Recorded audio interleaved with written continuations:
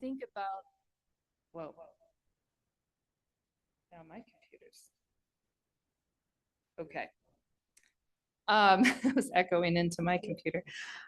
So when you think about how everything works together, you've got your zoning map, which feeds into, identifies your zone district. So say you have a property, you want to understand if you can do a home occupation on that property. So you would go to the zoning map, see how you're zoned, move over to that table of allowed uses, identify whether you are allowed to have a home occupation in your zone district or not.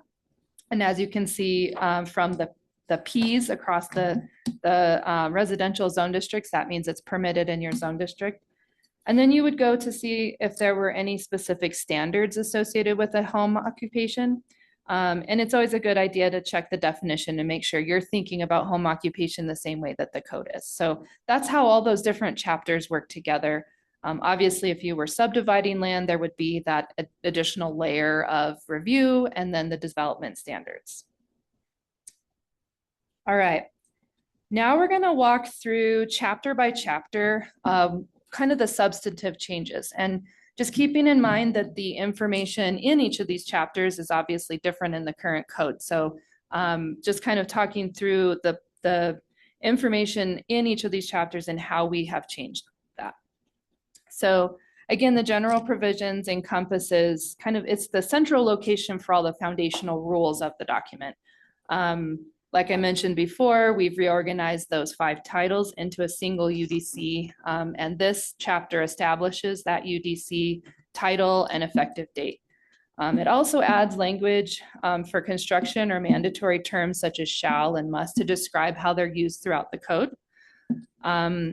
We have incorporated the non-conforming uses into this chapter, and we've separated non-conforming uses from structures. Right now in the code, they're kind of entangled, so we've pulled them apart a little bit for ease of administration.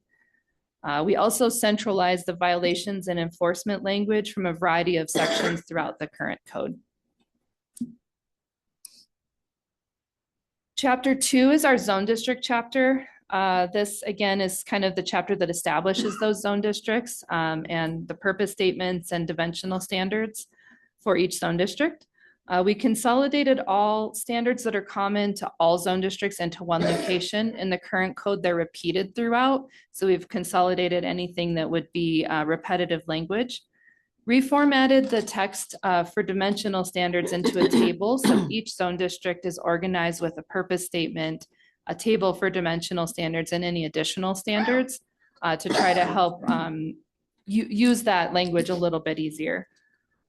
We've relabeled the incorrect use of land use intensity ratio, which related to accessory buildings, and we've retitled that to accessory building limits. You'll see there are about 3 places in the code that use the term land use intensity ratio, and they all used it differently. So we've cleaned that up throughout this process. And then the land use intensity ratio that was intended for single family dwellings was moved to chapter 3 and consolidated with some other portions. Chapter 3 is the development standards. This really provides development standards and performance standards for all development. This includes your parking, lighting, landscaping, site design type standards. We've created a new section for vision clearance standards. They were previously or currently embedded in the fencing and screening section, but they apply more broadly than just to fencing and screening. So we've kind of pulled those to the top of the document as a separate section. Lighting didn't change too much other than adding some very minimal requirements for light temperature and requiring full cutoff fixtures. This is something that's already being implemented with lighting throughout the city. So just kind of catching up to what's already being done. Fencing, we added a requirement to have the finished side of the fence out to the street or public facing side. And for outdoor storage, we've combined provisions into a single section that does, again, this is another place that really relates to other chapters. In the use chapter, you'll see many references to this outdoor storage section to consolidate that information. I wanted to highlight the parking table. As we said, we relabeled the uses to align with the use chapter. We did update very few select ratios, the parking requirement ratios. Most of that is based on best practices. Some of it is when we combine the use terms, we had to kind of pull some things apart and apply some of these dimensional standards based on the actual use rather than kind of how it was categorized originally. So that's just kind of an update on those uses. Not huge changes, but just clarification. And there, like I mentioned before, the land use intensity ratio that moved to Chapter 3.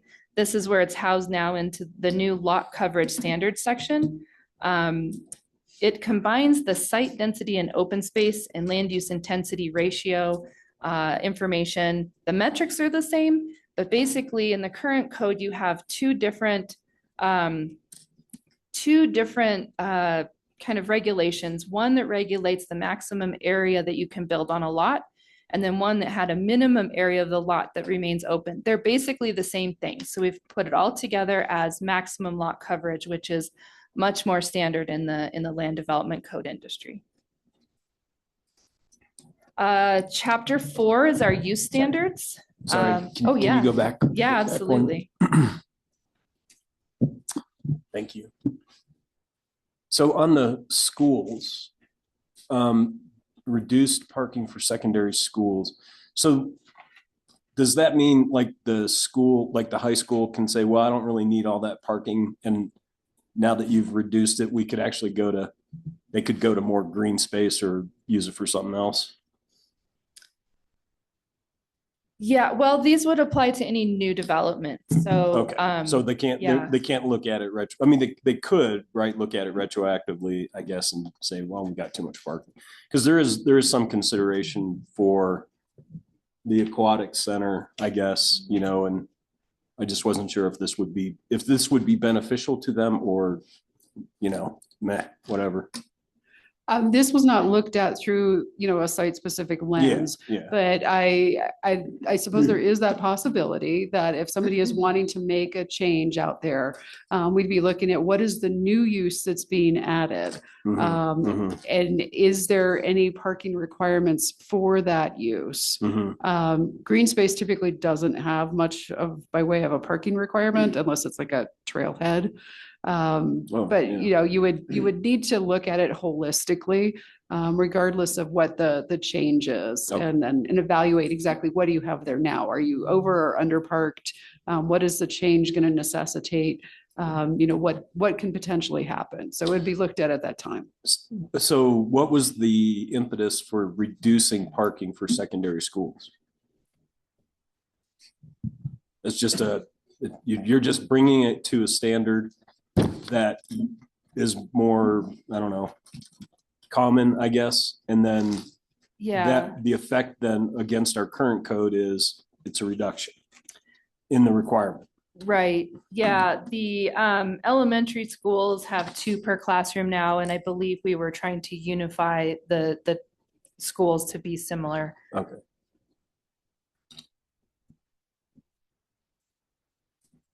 Trying to see if I can find the parking table for you real quick.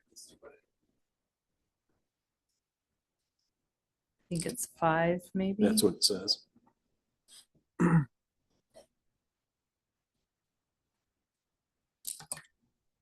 Yeah, that's fine. Yeah. Okay. Thank you. I appreciate it. Good question, though. Thanks for asking. Yeah, I'm actually a little confused on that. It seems counterintuitive to me, where secondary schools have students who can drive. Right. It seems like they would require more parking than an elementary school where really only the staff drives. Is there some explanation for that, or was that not necessarily a consideration? To Jen's comment, it really was more about consistency because elementary schools are 2 parking spaces for every classroom currently, and secondary schools are 5 parking spaces for every classroom. So it really was about that consistency. But that's, after you guys have had a chance to kind of absorb and digest this, if you would like that standard put back to what it is, that's a really straightforward modification that could be made through the process of public hearing. Okay, thank you. Yeah, great question. We have done a lot of research into parking standards, our firm in general, because this comes up in a lot of codes. A lot of codes provide requirements that are honestly kind of overparked. And so kind of a general best practice across the industry is to start looking at these a little bit more strategically. But so I'd be happy to provide any additional information to help make that decision ahead of the hearing, if that helps. Thank you.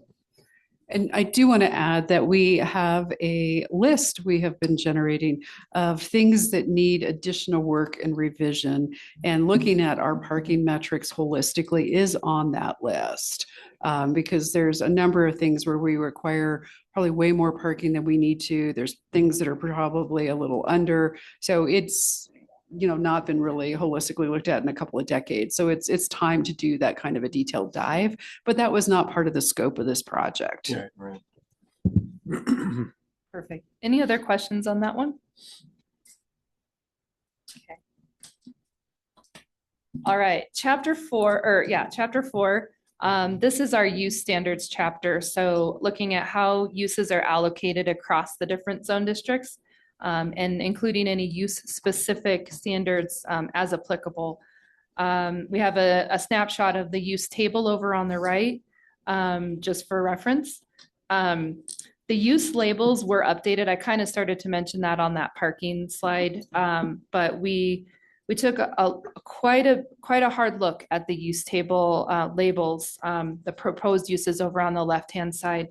To try to clean them up. We've consolidated a few that maybe didn't need to be so specific, and then modified them to reflect industry best practices.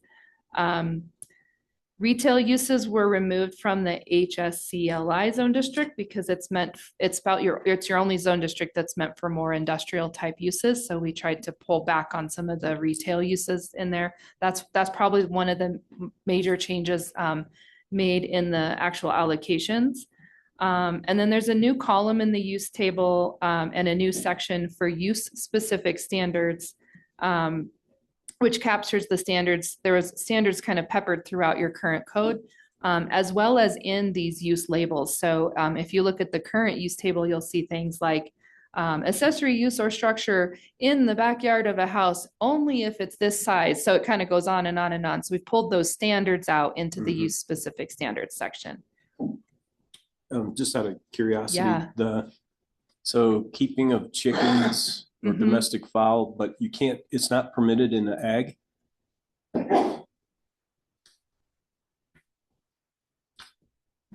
I'll check that ordinance here our current standard. Okay. Yeah, No, currently it is not. Yeah. Oh. However, you can do, I think, other more general ag kind of uses. So that particular keeping of chickens or domestic fowl is typically accessory to a single family dwelling. Yeah. So which is why that definition associated with that, I think, drills into that a bit more. So to answer that more holistically, you need to watch us actively use the document, check the definition, just cross-reference things. But right now, currently, no, you cannot do that within the ag zone. Okay. That seems like a law of unintended consequences thing where if we permitted chickens in the ag zone before we know it, we could get a chicken farm, like a big one. Oh. Well, and that's one of the things too, I think, going back to my planning days, and I know Catherine was really involved. We're not, we're not changing any ordinance. We're not changing any law, unless, of course, as you said, they were introduced. We may change some, throughout this thing, you may have changed some specification, right? We tried to minimize any changes to metrics or even like uses. There are some recommendations here that came out of Planning Commission because they did look at every single item in this use table. And to like Jen's point of the example of putting a retail use in an industrial zone. When you think about what that zone really should be doing, and we have so little of that land available, Yeah, probably really don't want to put somebody doing that. a Starbucks there. So that really tried to minimize any changes to metrics. The overarching goal is to restructure Right. this, because the current structure really is not functional.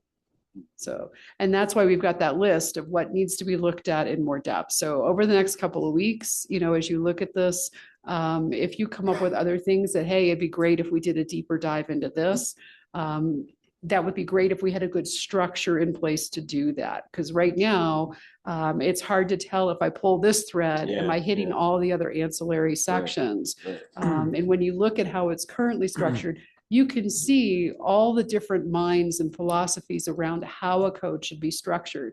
Because part of it is, well, this is all holistically and condensed. Well, this is all separated into different areas. Right. And this one's only this way this part of the time. And so it's very cumbersome. I'm sure the attorneys are often frustrated in terms of, oh, they want me to make a change, but where do I even put this in Right. this mess? So like I said, the overarching goal is a new, clean structure that we can then work and further revise. And I know you took public comment. Did you get feedback from developers by chance? I'm sure they, well, maybe not. We didn't have a large volume of folks that looked at this, Okay. but the handful that did, they did a deep dive. Yeah. And other folks that have like worked with codes in the industry, I mean, they were like we benefited from not having to pay professional reviewers to review this. Is kind of what happened. Yeah. Gotcha. Thank you. All right. Continuing on with some of the use standard changes, the term group home was added to the use table to comply with state law. The wireless communication facilities information that's in Title V now has been rolled into the use table as a use should be allocated across the zone districts. The accessory dwelling units, I know you guys had seen that a proposed change to accessory dwelling units.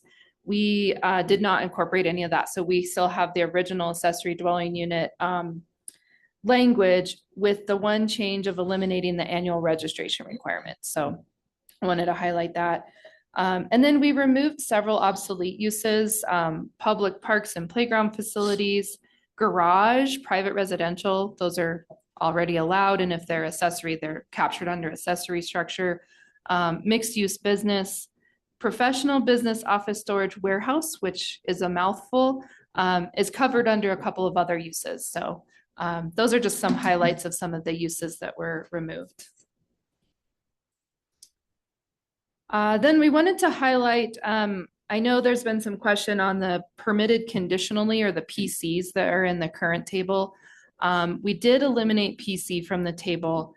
This was a discussion, I would say a couple of years ago with Planning Commission. And part of the reason for that is they were listed primarily in the PUD column. And then in these few uses that you see highlighted here, accessory dwelling unit and clustered residential development and dwelling duplex. The reason for them in the PUD column originally was to say, a PUD would actually assess and allocate the uses for that PUD. So when we said permitted conditionally, I think they were intended to say they're permitted, but only if the PUD allows. Other than that, the term permitted conditionally, there wasn't much definition in the current code or really guidance on how you would move forward and administer that. So that was a decision that was made that does have an effect on the use table. So we've rewound that out. So under the PUD column, we have a new term G for the general development plan. And that basically says the same thing. It says per the general development plan, those uses will be allocated. And then almost everywhere else that there was a PC, there were conditions or standards that could be applied. And so it was okay to make that a P as long as you follow the standards, the use standards. The only ones that we made as C or conditional is that clustered residential development based on a number of standards. So just wanted to make that clear, kind of how we have unwound that permitted conditionally. That gave everyone a bit of a head scratch. Yep. There's one other that I wanted to highlight, and that was currently we have a use category called private or public stables as one category, and it's permitted conditionally in your suburban residential, urban residential, and ag zones. In this proposed document, those are split apart. So you have commercial stables and you have private stables. Okay. And so, yes, they're still, they are permitted uses, but you can no longer put a commercial stable in a UR or suburban residential zone district, which is probably the original intent, that you really didn't want. It's one thing if somebody wants, has, or can meet the standards and take care of a horse for their own personal use in that zone district, but it's entirely different to be boarding other people's horses and otherwise offering other stable type uses as a business in a residential zone. Yep.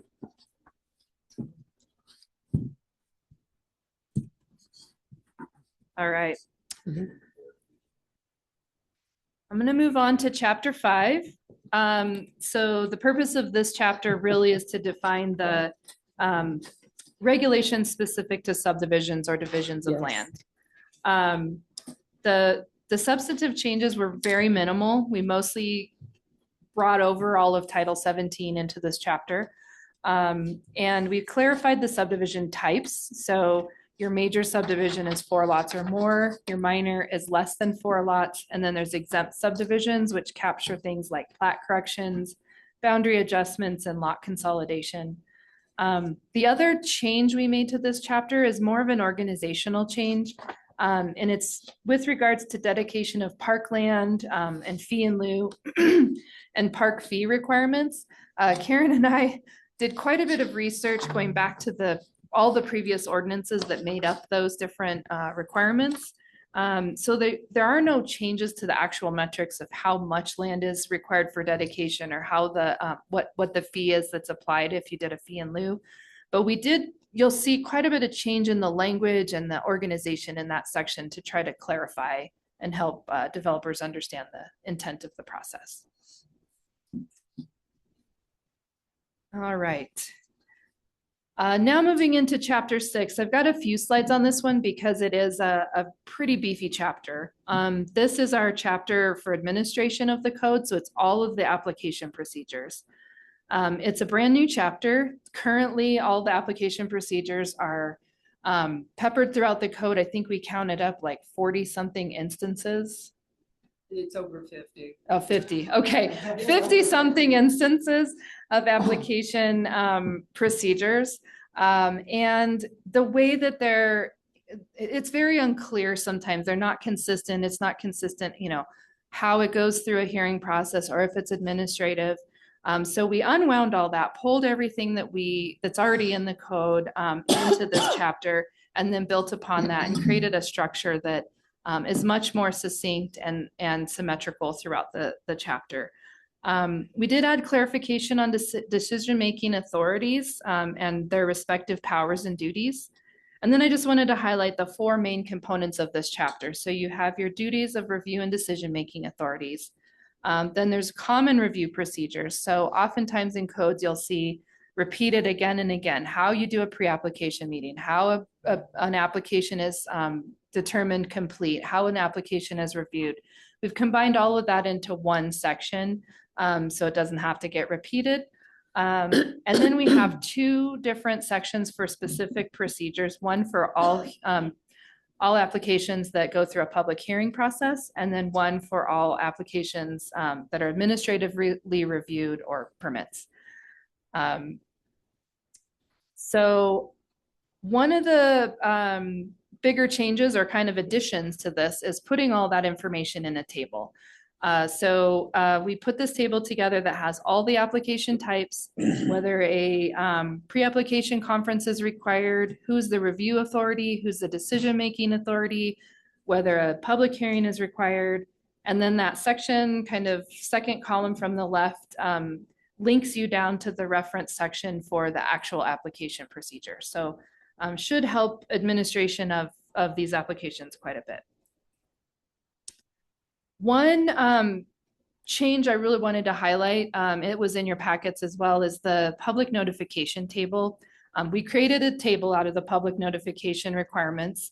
And then as we started to look at these together, this was another kind of planning commission directive to expand some of the timeframes. So updating the length of notice for sign posting from, a lot of them were 10 to 15 days, expanding that to 20 days so that the public has a little bit more time to understand that there's an application under review.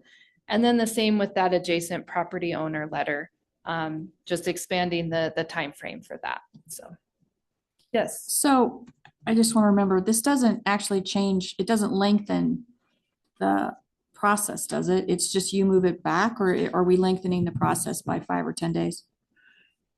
The goal is to keep the process at its same length. We would just do the notices earlier in the process. Yeah, okay. There is the potential risk of we're doing notices before things are more finessed or finalized, to a point where we're confident that they will navigate a public hearing process successfully. So there is a potential that we potentially do notice and then have to delay when the hearing would actually occur if for some reason the application wasn't ripe. But this was the recommendation by Planning Commission. So if it proves to be unwieldy at some point in the future, we may be back going, hey, we might need to look at this again in terms of what is truly realistic. Because I know I am sensitive to the fact that anybody in the development side of things wants to keep their application moving. Absolutely. Can you go back one slide?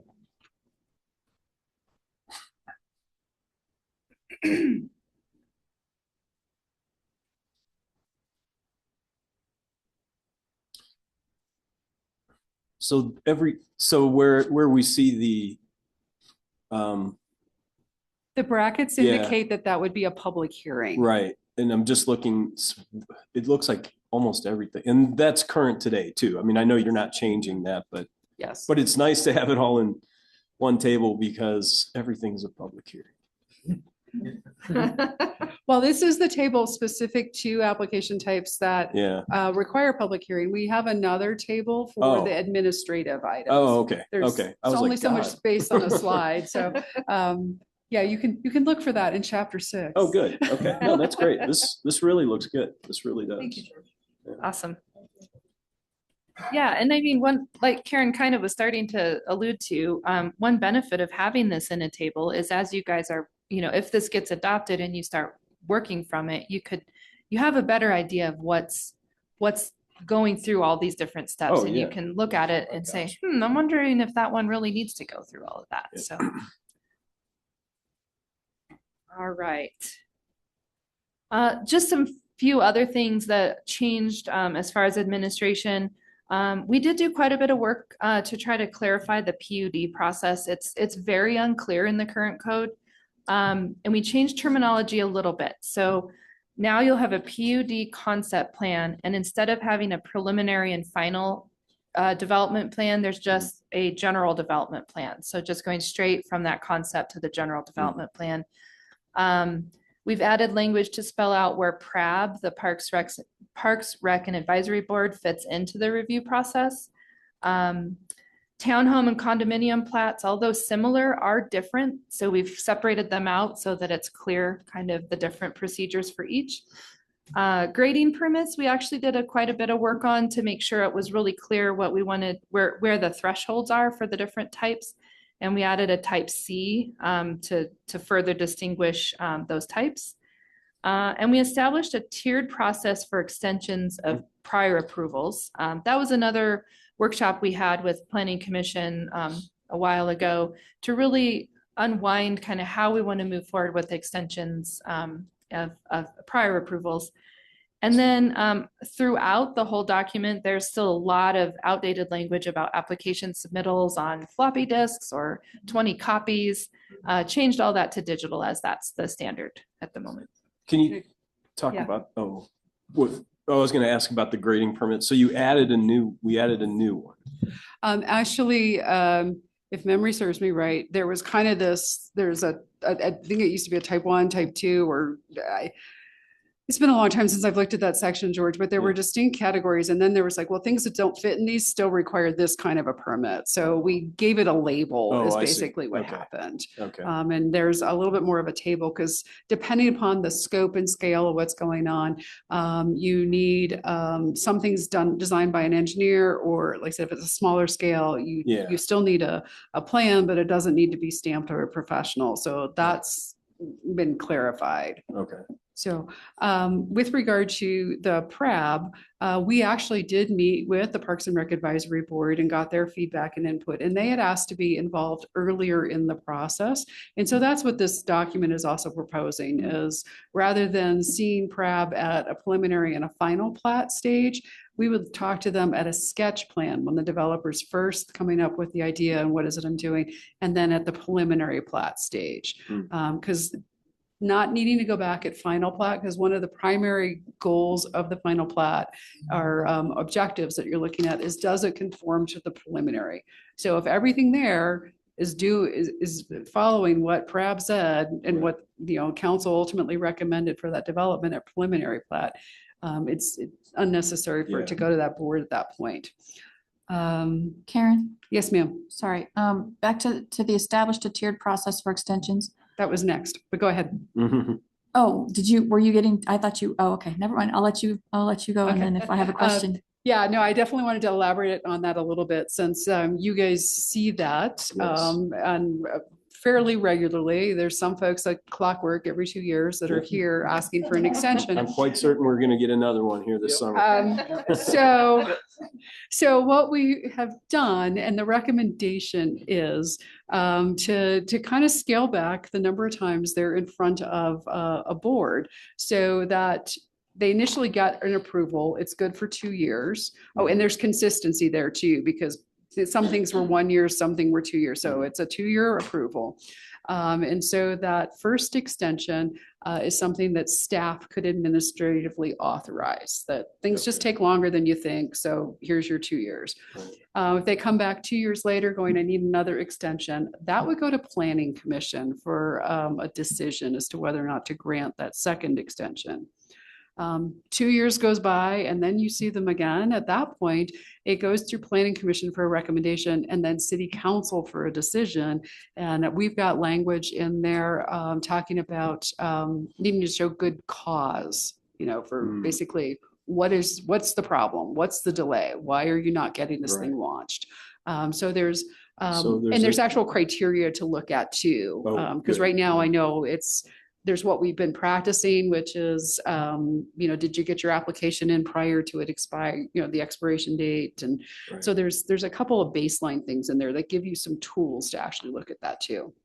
So so you have the original, and then you have an administrative 2, and then a Planning Commission 2. Gets you to like 8 years. And then a council 2. Yeah. And we. So year 80 would be before Hang on a council, second. right? The fourth extension. Fourth extension would be, that makes sense.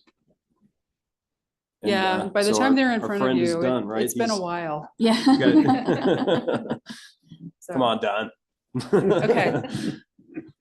But so when this goes into effect, that means, so anybody, because we know we have some habitual extenders, but that means those folks that now, are already in their 8th year. As part of that transition, I would say we're still bringing them back through. They're going to want that council decision. Okay. So even if they've already exceeded 8 years, that was my inclination is to let's just bring this through, let you guys, render that final decision as to what is appropriate. Yeah, it seemed, because there's only like, But planning has to do that first too. Yeah, Oh, they would- but they're gonna make a recommendation. they would make a recommendation and then it would come to you. And there's probably a handful of those out there. So it's not like a huge number. No, I think it's more than that. There's 4 to 5. No, we're about a handful. I can think of 3, so, yeah. But that was my thought in terms of how to Yeah. best navigate that process. Just for clarification, they would come in front of council at year 6 who could extend through year 8, right?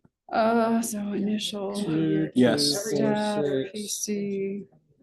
No, Be at the 8th now, year. now it's gonna be, Because it'd be original for the first 2, administrative gets you out to 4, planning Be gets you to 6. 6, so then they So we have. start at the 8th year. The eighth, Yeah. you start at the 8th year. We'll be Yeah. start at the 8th year when they come before us. So that would give them 10 years of that. 2, If we 4. moved it 8 to 10. Yeah, if you guys granted an extension, that would get them to 8 years. 2 8 years, yeah. We would grant 2 the 8 years, extension. so 0 2 to 2, Oh, 2 yeah, to yeah, 4, Yeah. 4 to Or 6. 6, Okay, yeah, Yeah. perfect. It's the 0 to 2that throws you off. now, and today, every extension comes through planning and council. Correct. And it's conditional use permits, preliminary plats, Yeah, those kind of things.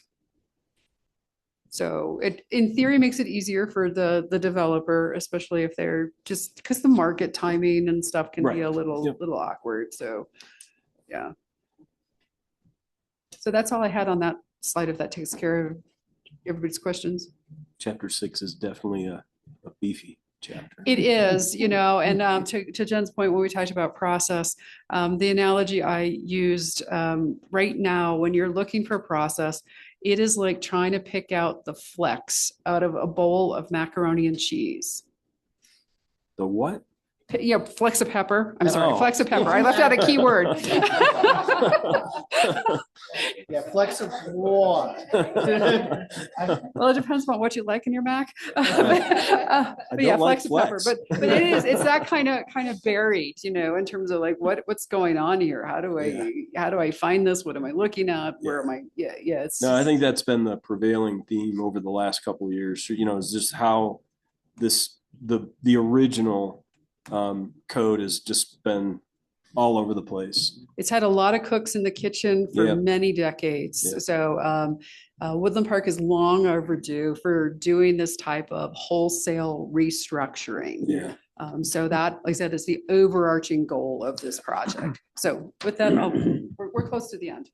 I think we only have one more slide. I'm just going to add to that, to develop this chapter, Karen talks about the pepper flex that she had to go searching for. There were many times that I was working on this and I said, I don't even, how are you, how are you do this today? administering it? Because that's the framework we need to start from. Like, how are you guys as a city doing this? And then we'll kind of start from there, because it was so complicated to untangle. So, Duct tape and bubble gum. yeah, very much.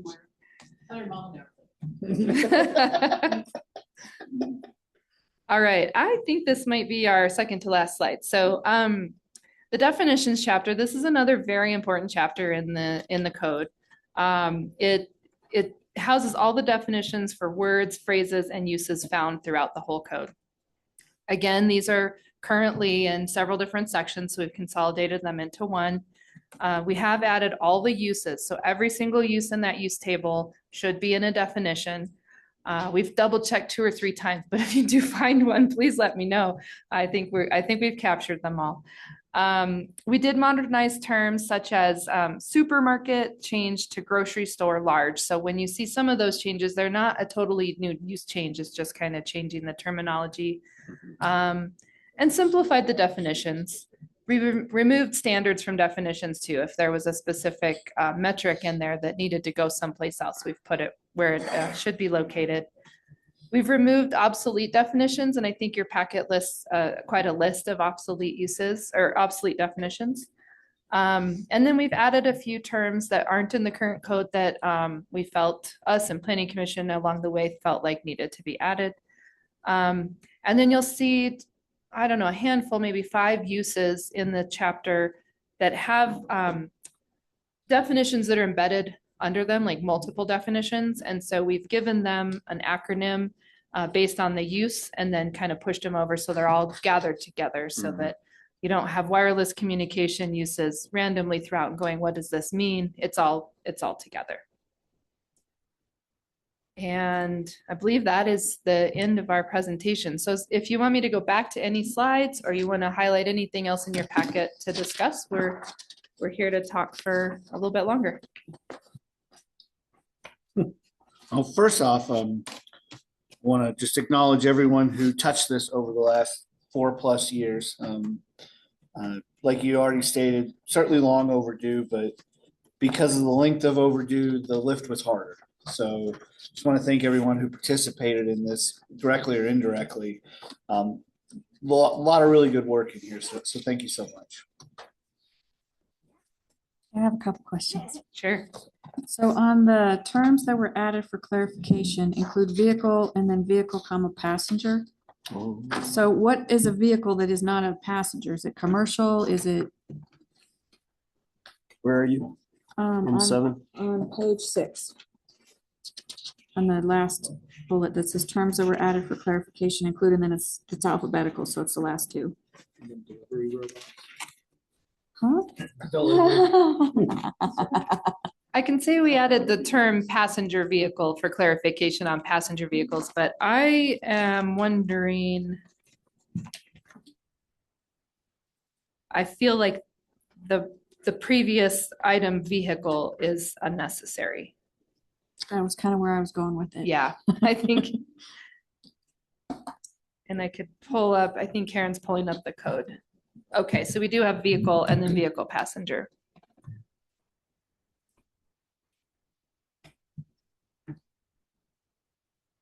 I can't remember the exact I can't either. basis for the differentiation, but there is a definite distinction. So, passenger vehicle is transport of people, typically Mhm. cars, pickup trucks, SUVs, vans, light utility vehicles, things commonly under 10,000 pounds. And it excludes, sorry, I got a page break here. So Heavy trucks, buses, commercial vehicles, those kind of things. But vehicle is, it's definitely bigger. Motorized, non-motorized devices includes passenger. It can include passenger vehicles, but commercial vehicles, trucks, motorcycles, trailers. Single, just a so- driver, kind of driver vehicle that, yeah. And I don't remember why we've got both of do. them. So go Yeah. for it, Jen. I think I do remember. Oh, So you'll see throughout here a vehicle body, paint, and collision repair. Some of these vehicle repair uses, vehicle sales, mm, they encompass that broader term vehicle. So any kind of vehicle. Where we brought in passenger was specific to a couple of uses. Car wash Car comes wash. to mind. Yep. Because we wanted to differentiate between, the larger truck and RV car wash and an actual passenger car wash. So that's why we introduced that term. okay. and then the other one is vehicle rental and sales. Yeah, Passenger passenger okay, versus- right. I yep. just couldn't remember why we had the 2. Same until I saw it here, and thank you for that question. Yep. Thanks. And So- then I just have one more general Oh, question. yeah. What does MDS and MDU stand for again? You changed it from MFS and MFU?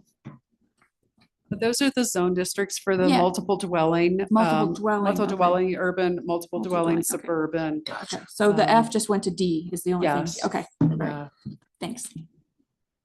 And I guess sticking with the definition theme, what did you come up with a definition for tiny house? We borrowed from the state model code. Hang on, I think it's under dwelling.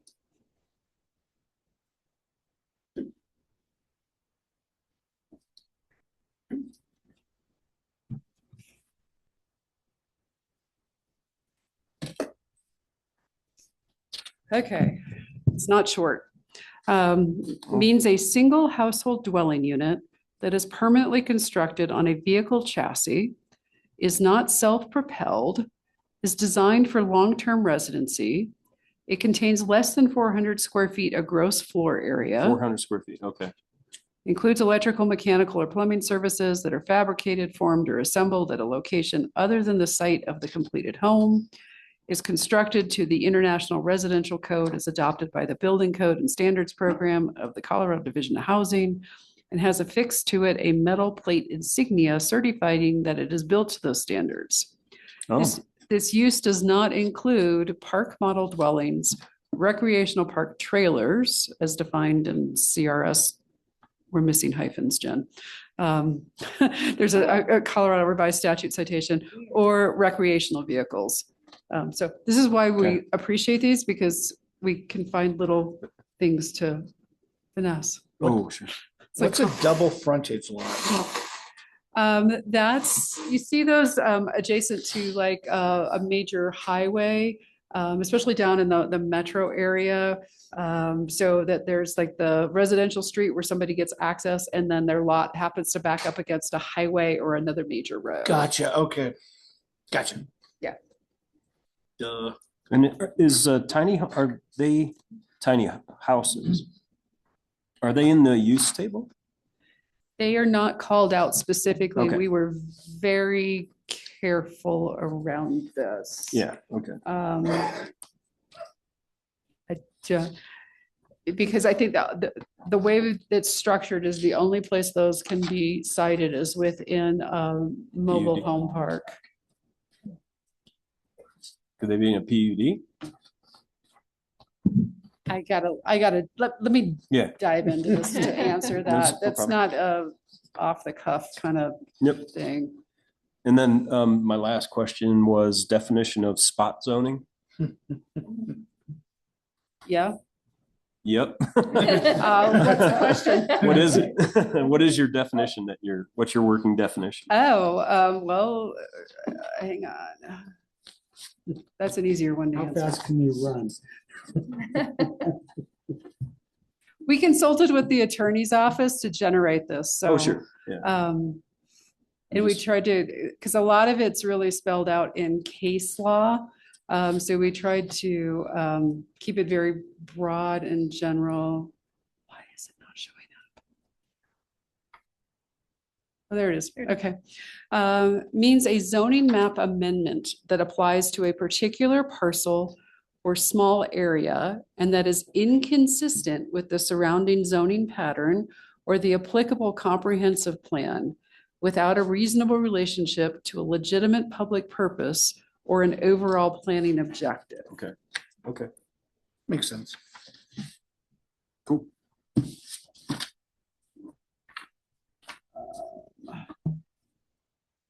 Hey Karen, can I get a copy of those slides? Or can we get copies of those slides?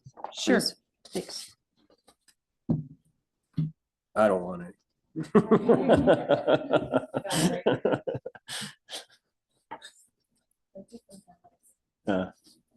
Yeah. The other thing to note, I can't believe we left this out of the presentation, Jen, is we were very, very careful around the whole topic of short-term rentals to keep that exactly as adopted by the citizens of Woodland Park. Yeah.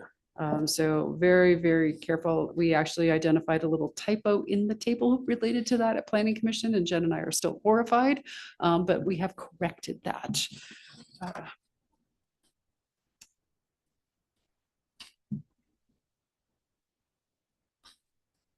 Can I get back to you on the tiny houses. tiny home question and Yep. how that gets, because it's really spelled out in terms of how those definitions are constructed. Okay. Because you got to look back more at the manufactured home. There's the HUD definition, Yep. and then there's modular definitions, and there's categories under that in terms of this fits with this, but not these.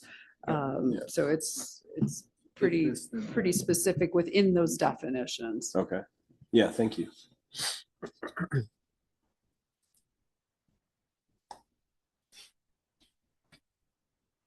What else you got for us? I'm good. Good. Yeah. Council, do you have any other questions for staff? No, we do not. Staff, are we complete with your presentation? That's everything that we had in terms of substantive changes. Let me just give you a quick listing of things that we have on our list for like future updates, Oh, just yeah. to kind of fill that in. So We do think our community would benefit from reviewing our architectural design guidelines, especially with the potential for like WUI code. There's plenty of materials out there that would comply with WUI and still help us with our Right. design guidelines that we have, and those could potentially be plussed out and I guess continue to support what Woodland Park desires to see in the community.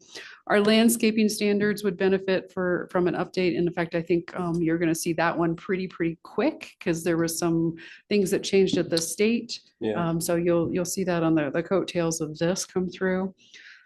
We did have a request from a citizen early in the process to look at doing a true dark sky ordinance around lighting and such. So we may need to spend some time revisiting, you know, our current outdoor lighting standards and what does that look like? And is that something that would really benefit our mountain aesthetic? Potential additional clarification around manufactured modular tiny home locations. But we've got it pretty well buttoned up right now. I will follow up, but that doesn't mean at some point somebody doesn't want to like expand where some of that can happen. It's pretty tightly written to be consistent with our current practices. The mobile home park regulations in general, they need a full rewrite because those do truly date back to the state model code from the 60s, I think, maybe even the 50s.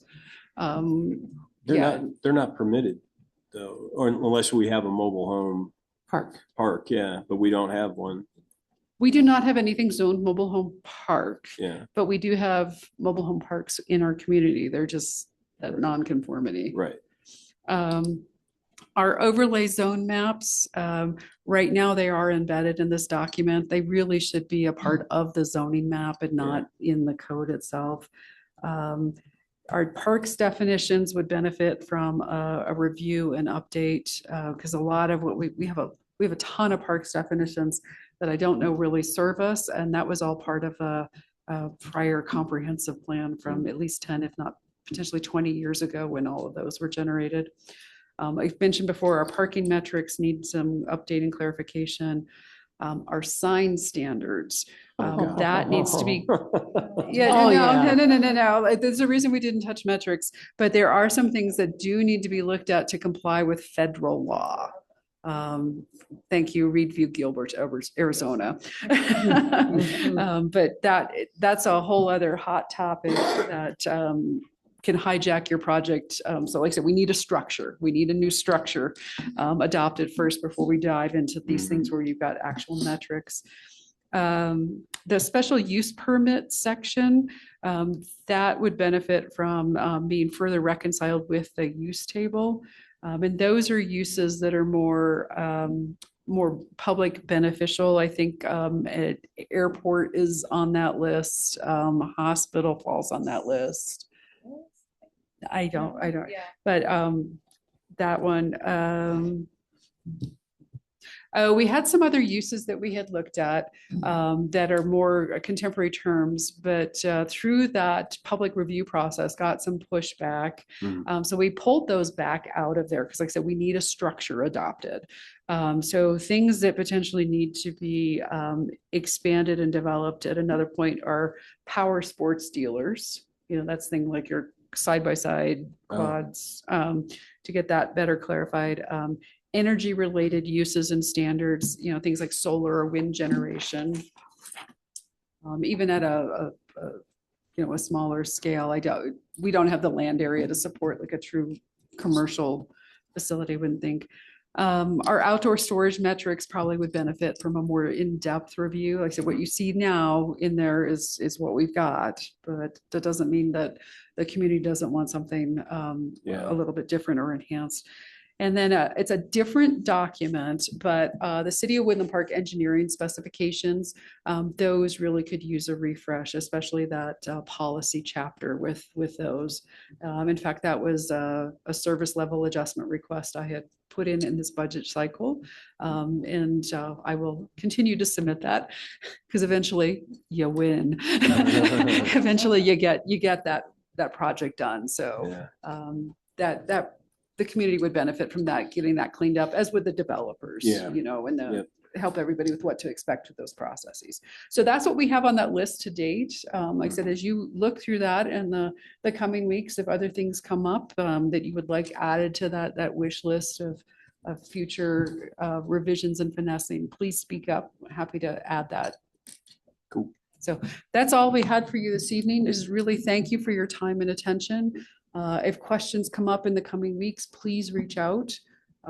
Happy to look into that and make sure I can answer things clearly. We appreciate being able to be very prepared for you when you do get to public hearing on this document. So just thank you for your time and attention on this project and helping us get it across the finish line. Well, thank you, Karen. That Thank was you, really Karen. well done. Thanks, Jen. Thank you, Jen, and your firm. Yeah. All right, council will recess until 6 o'clock when we'll start our meeting. Okay.